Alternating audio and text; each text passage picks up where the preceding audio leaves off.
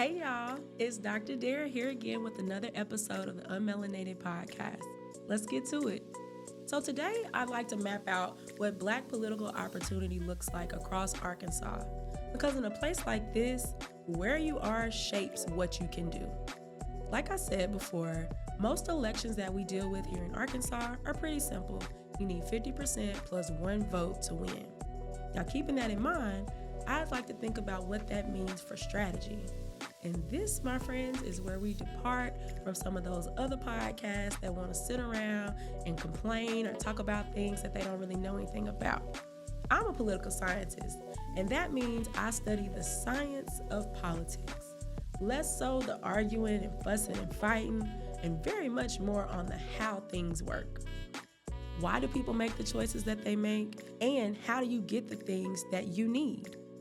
When you hear the term infrastructure, what do you think about? When most people hear infrastructure, they think roads, bridges, broadband, and yeah, that's part of it. But the real story is a little bit bigger. Infrastructure is what allows you to get something when you need it. Infrastructure is anything that makes a society function smoothly. That's physically, politically, and even socially. Think of it like this. If physical infrastructure is our skeleton, it's the roads, utilities, the transit, and political and social infrastructure are the nervous system and connective tissue. Political infrastructure includes voting systems, public institutions, legal frameworks, basically how decisions get made and how power is distributed. If polling places are closed in one neighborhood but not another, that's a political infrastructure problem. Social infrastructure is even more real. It's our libraries, our organizations, community centers, schools, churches, places and systems where people connect, build trust, and access opportunity. So when people talk about investing in infrastructure, it shouldn't just mean pouring more concrete. It should also mean reinforcing systems that hold communities together. How we move, how we're heard, and how we care for one another. Now, Arkansas is about 15% Black, with those people distributed across the entire state, concentrated in some places and almost invisible in others. The question of the day, then, is how the infrastructure and political geography lean into and away from Black political power here in Arkansas. Now, political geography refers to the study of how geographic space influences political processes and how political power, boundaries, and governance are organized and exercised across space. Essentially, where you are can change the way that politics works for you. There are several ways to break up the state of Arkansas. You could go by congressional districts, zip codes, counties, topology, and even culturally.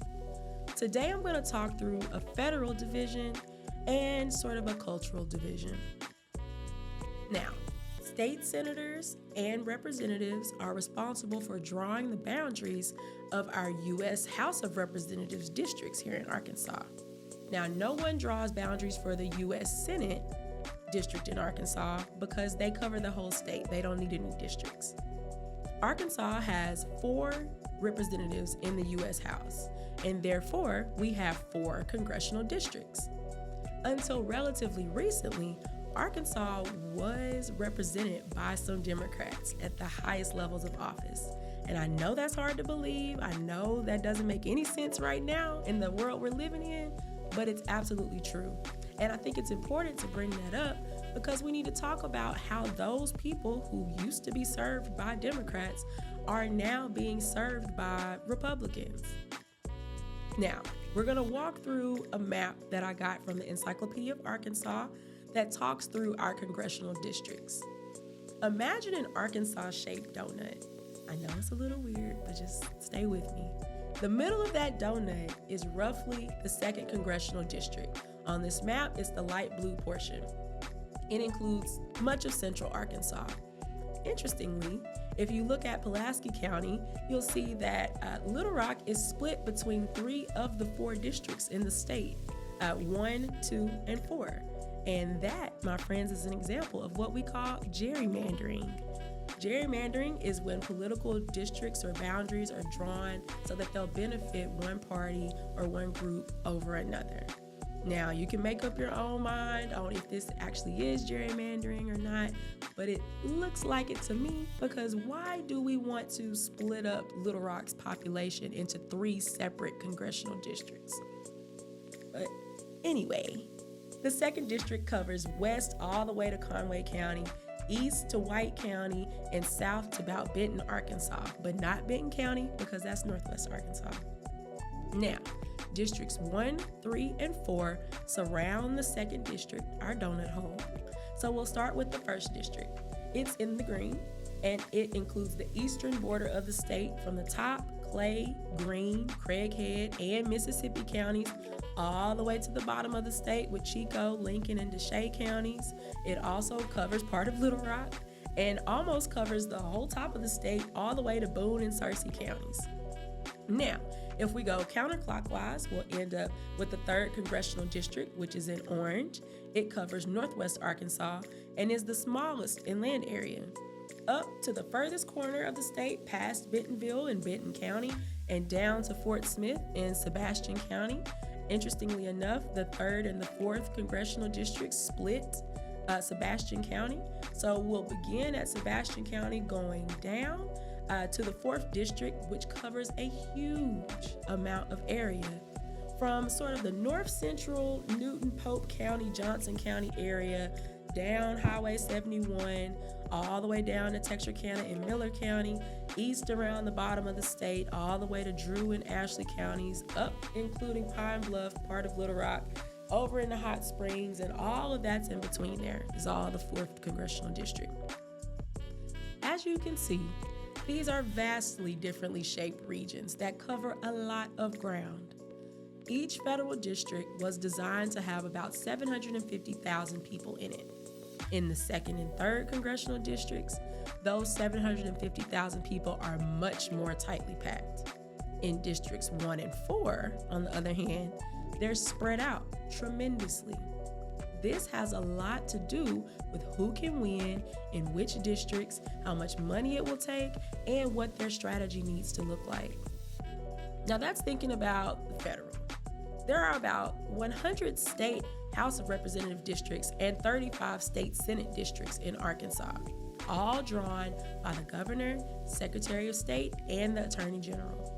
The total number of state legislators does not change. However, the districts and the people who they are representing, where those communities are, those can change based on whatever the maps look like that the Board of Apportionment decides to accept, which means we might end up with some of those funny-looking gerrymandered districts if it might benefit one side or the other. So we've got federal districts, we've got state house districts, we've got state senate districts, not to mention within your counties and wards and city positions and precincts, a lot of different ways to carve up the state. In addition to these legal lines and territories, there are important distinctions in the industries, the development, and the history of these different regions. Researchers also consider the ruralness of an area when we're thinking about access to resources and voter capacity. This map from the U of A Division of Agriculture Research and Extension Service shows 3 geographic regions plus a 4th category that describes how developed and urban the counties are. As you can see, Central and Northwest Arkansas are the most urban. There are only 2 Delta counties considered urban and only 1 in the coastal plains of Southwest Arkansas. Now, this tells us that political opportunities also look a lot different in these parts of the state. In more urban areas, people are closer together, which makes it easier and more affordable to target more people at once. In addition, we've seen a pretty strong trend that suggests that the more urban or cityfied a place is, the more likely those voters are to choose Democrats. Those 2 tidbits of evidence, among some others, play heavily in decisions made on which candidates receive funding, who receives volunteers, and eventually who gets the votes. So we have federal boundaries, we have state level boundaries, we have geographic boundaries, we have rural versus urban. And now back to the original question. How do Black Arkansans strategize in this environment?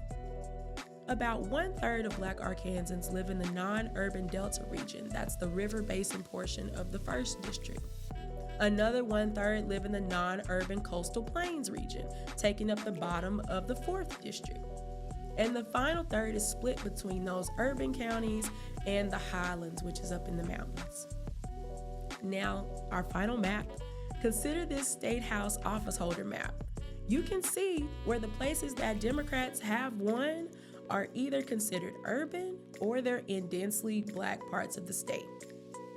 Now, this quick overview is just the tip of a larger conversation around what Black political geography looks like in a state like Arkansas. We, however, need to figure out how to maximize what we've got, and that is the infrastructure part. Just because we only make up about 15% of the population does not mean we're powerless. It's certainly not a magic formula. I mean, even when you do have a densely Black part of the state or you do have an urban area, that doesn't guarantee that you're going to be represented by a Democrat or a Black elected official.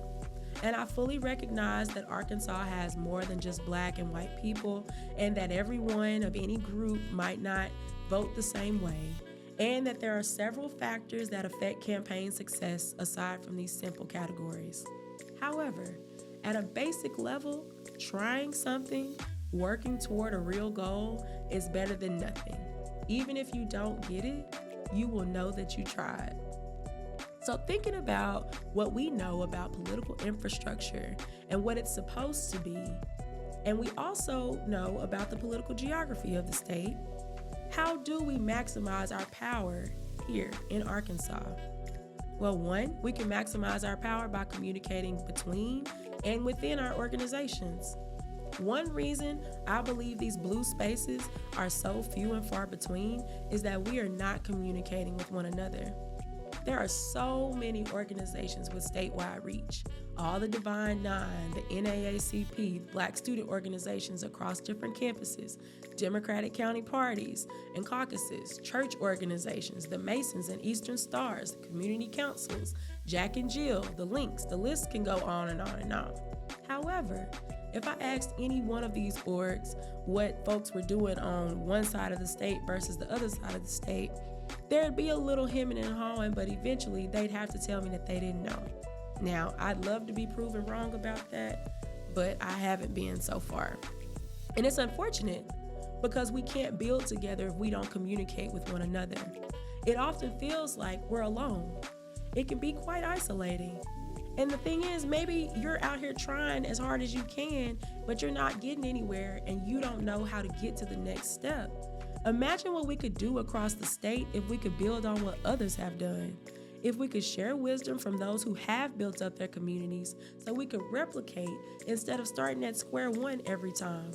We must respect our roles in these organizations. That means if you're the president of a chapter, you need to take that seriously and make a real effort to communicate with other presidents. You should be able to reach out and get ideas and support from other folks. If you're the secretary or the event coordinator or the volunteer manager or whoever, you need to recognize that you are not working in a vacuum. You are not alone. There are other people who are on this journey with you, and you need to tap in and be part of that larger effort because your perspective is important. We can maximize power by building a bench and training new leaders. Another reason we aren't getting the things that we need is that we aren't thinking about the future in a real way. Yes, of course, we all want our organizations to thrive into the future. But are we really investing in building leaders from within? In my experience, that's very rare. Instead, and more likely, you have some older people who have been in the organization for years, maybe even been in leadership positions for years, and they are stuck in their ways and they don't want to change. If there happen to be some young people in the organizations, which is pretty rare outside of college campuses, they're often frustrated with the urge to sit in the status quo and be still. Organizations tend to value young people for their energy and this perceived free time that they think they have. Yet they often fail to respect their ideas, desires, and priorities. That leaves young folks frustrated, taking their time and energy elsewhere. We need to remember to have grace for one another, because this is a tale as old as time. The old and wise get frustrated with the urgency of youth, while the young folks get frustrated with the slow and deliberate pace of tradition and an if it ain't broke, don't fix it mentality. We have to disrupt this cycle and begin building leaders within our organizations. If you're the younger person in the situation, you can stand firm on what you know, but also be open to learning. I can guarantee you that neither one of you knows everything about the topic, and your fresh perspective is especially useful. Try to find spaces where you can learn and lead at the same time. And if you're the older person in the situation, remember that you were likely the young hotness at some point. You thought you knew everything. You thought that the old folks were stuck in the past. You felt like everything needed to be right now or it wasn't going to happen, right? Remember this when you're dealing with the young people. Remember that you need to be patient. Remember that you needed somebody to mentor you and take time with you and show you how things are done. Remember that you didn't get it right the first time and not even most of the time, but you made it through. Now, I know that the young people these days are a little different. That's fair, but that shouldn't be the end of it. Every generation has said that about the next generation, and yet still, here we are, still living and surviving. Finally, we can maximize our power by keeping our priorities set. We need to be serious about what we're working on. You have to be patient, right? To make sure that you get through the plan. If you have a plan, which I know everyone has a plan, I'm sure you have a plan, work that plan. Work the plan, work the plan. We are living in a whirlwind of a moment. There are folks dying that ain't never died before. That's what my papa would say. There are things happening that we wouldn't have ever anticipated. Well, on the other hand, you could say that much of what is happening right now was kind of laid out on the last election cycle and in Project 2025 and years of planning.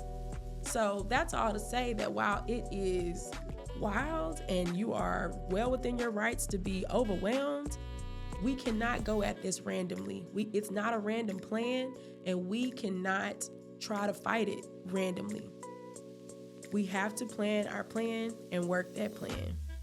Patience is key. I'm not asking you to be patient with systems. I'm not asking you to wait around for change. Power concedes nothing without demand, and that's a little Frederick Douglass for your morning coffee. I'm asking you to practice patience with each other. Recognize that we are all working to make the world a better place. Sometimes our words hit wrong, or we misunderstand what somebody's saying, or sometimes we just disagree. But that doesn't mean there's no love. As I mentioned at the top of this, there's only about 15% of the population that describes itself as Black here in Arkansas. And we're concentrated in pockets and spread all over the state. We can't afford to split up anymore. We need to come together in love consistently over time. So what does it mean to build strategy and meet people where they are? Well, if you're a student, you need to use your campus. Use those campus resources. All student groups at the U of A, and I'm sure it works like this on other campuses, receive some sort of funding. Be intentional about the way you choose to use those resources. Check to see what's allowed, and remember that if they don't say you can't do it, you can ask for forgiveness later. Your fellow students are also resources, and that's not just the students in your organization or on your campus. If you really want to build solidarity, we have to reach across institutions. The easiest way to do this is to reach out to somebody you went to high school with that went to a different college, or maybe they went to a vocational school, and check in, see what they have going on. I know it feels a little weird. It can feel a little weird, but you'll soon realize that y'all are probably going through the same things, dealing with the same issues, and that way you can begin to build resources together and help one another. Also, go for what you know and ask questions about what you don't.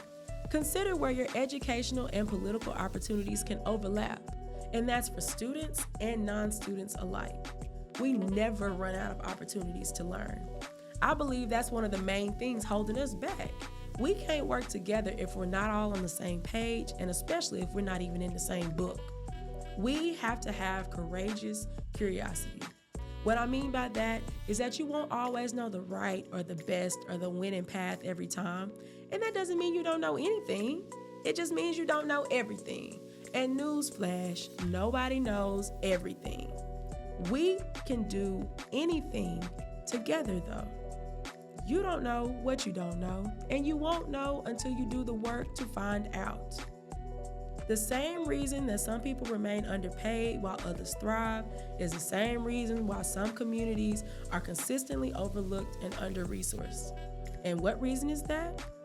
Well, if we look past the institutional racism, sexism, and misogyny, the squeaky wheel gets the grease. That means that those who speak up are answered first, and especially before those that don't say anything. The sociologist, anthropologist, and author Zora Neale Hurston said that if you are silent about your pain, they will kill you and say you enjoyed it. We have to speak up. Don't let your fear of not knowing or being wrong or feeling dumb stop you from understanding. And I know that's easy for me to say, but let me tell you, you're not dumb. You wouldn't be where you are in the world today if you were dumb. So stop being afraid, because that's simply an obstacle keeping you away from the things that you need. Finally, in the spirit of the first 2 points, be a good partner in this effort. And being a good partner means sharing, caring, and listening to learn and understand, not just to respond. We must lean on one another instead of competing or assuming something was said or done in bad faith. Be the friend you would want. Isn't that the golden rule? Treat others the way you want to be treated. Live that. And it doesn't matter if they don't treat you the way you would treat them. Maybe they haven't had a good example of what a good friend or a good partner looks like. There's no weakness in being a good partner. That's another gap, right? Always worrying about looking weak is a good way to stay in the dark. You do the right thing. That's what you worry about. Reach out to folks, reach out again. We only have a few old heads left. We need to be open and receptive to learning from their experiences so we don't have to make every mistake that we can, right? We only have a few young people who are interested in sharing their time and their resources and the new things that they know with us. We need to be open and receptive to learning from their experiences. There's no way we can grow and move forward without making space for everyone involved to grow. That means making mistakes, taking critique, and getting right back on the horse and trying again. So what am I asking you to do? I'm asking you to get to it. Quit being afraid of what's different or difficult or foreign. Listen to that feeling, respect that feeling, then respectfully ask that feeling to step aside because you got work to do. You, regular you, right now, you can be a part of the change. You should map out your own political geography. What do you care about? Pick an issue and then figure out the process to change it. Who needs to sign off on it? Who needs to vote on it? Who needs to hit a button and say go? Where is the power in the situation? Once you figure that out, it's time to then pair up with a team and get started.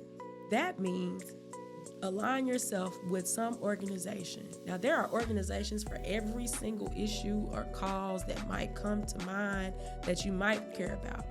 There are single issue organizations. There are organizations that seek to support groups of people or people in particular sorts of situations. There are organizations that help in certain parts of processes. You find out where you want to be and you get in there and you do it.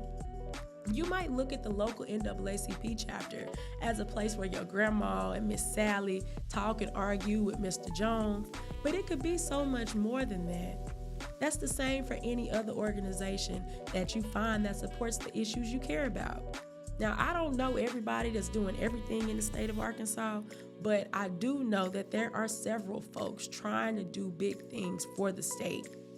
If you're interested in getting involved and figuring out at least what's going on in the state, check out the Arkansas Public Policy Panel, the Arkansas Community Foundation, Arkansas United, your student government at your school, state and county level NAACP chapters, the Arkansas chapter of the National Council of Negro Women. Political parties always need volunteers. That's at the county and at the state level.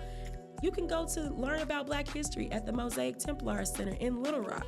And once you figure out where you come from in that whole scene, you can take a step back and go back to your community. What do y'all have going on? Do you have a community council? Do you go to church? You can get with your youth group and figure something out. We are empowered to do whatever it is that we need to do. We just have to get together. And don't let me forget, if you're a member of the D9, you are literally a part of the political infrastructure of Black Arkansas. Don't be a t-shirt wearer. Every single one of us has some sort of charge for political action in our organization. I'm a Delta, so I can only speak for Delta, but I know for a fact the Delta women across this state are doing it big. So don't let the nonpartisan status of your organization stop you from doing something. It does not mean sit down and don't do anything.